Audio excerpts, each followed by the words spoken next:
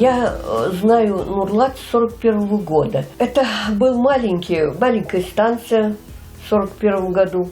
Здесь прошла молодость, здесь прошла многие ступени жизни.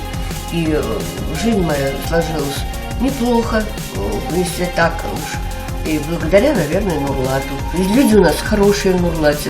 Нурлатның 105 еллыгы уңайыннан төшерелгән кадрларда ул менә шулай сакланып калды. Район тарихынан кагылышлы Бөек Ватан сугышы яисә күренекле шәхесләр тормышы турындагы истәлекләр белән бүлешергә кирәк булса, без һич шиксез аңа мөрәҗәгать итә идек.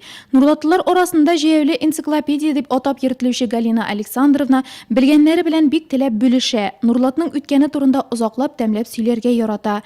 Әйткән һәр сүзендә район, монда яшәүчеләр белән горурлану сизелә. Галина Александровна белән беренче мәктәптә бергә эшләргә туры килде.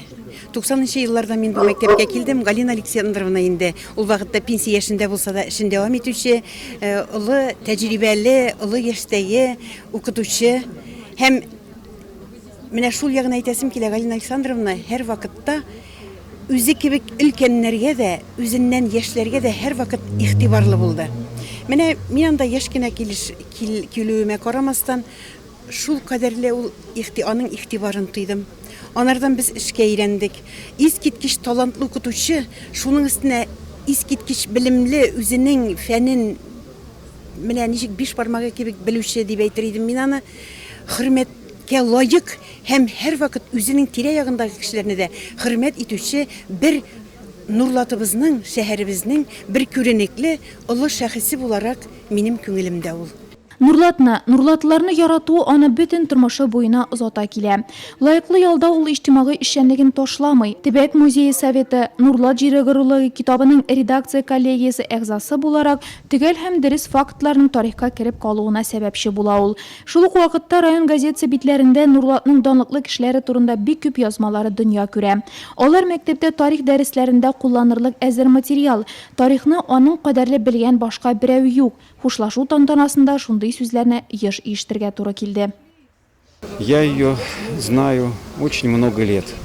Мин аны бик күптән беләм. Мин мәктәптә укыганда ул тарих фәнен укыта иде. Укып бетергәч мин туган мәктәбемә беренче мәктәпкә кайттым. Галина Александровна шул ук елны лаеклы ялга китте һәм мин аның урынына калдым. Әмма без 20 елдан артык дуслашып, аралашып яшәдек. Май бәйрәмнәрендә даими очраша идек. Быел да очраштык, киләсе елда да очрашырга теләгән идек. Тик менә шундый кайгы килеп чыкты. Галина Александровна һәм аның тормыш иптәше Николай Лаврентьевич Макеевлар Нурлатта бик хөрмәтле гаилә. Якты дөньядан вакытсыз киткән уллары Владимирда гаиләнең горурлыгы була. Бүген аның табиблык эшен 2 кызы дәвам итә. Это был мудрейший, это был умнейший человек.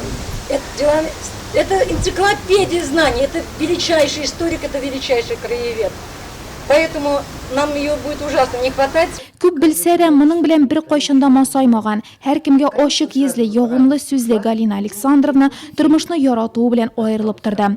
Интервью алырга килгәч өстенә кигән киеменә, йөз башына җиндекле игътибар бирүе, оптимизмы, яшәү энергетикасы без корреспондентларны һәр чак гаҗәпләндерде. Архивтагы кадрларда ул аристократларча елмаюлы, шул ук вакытта изге күңелле, яшь һәм өлкәнәйсә дә бик чибәр ханым. Безнең күңелләрдә дә Галина Макеева шундый булып сакланачак.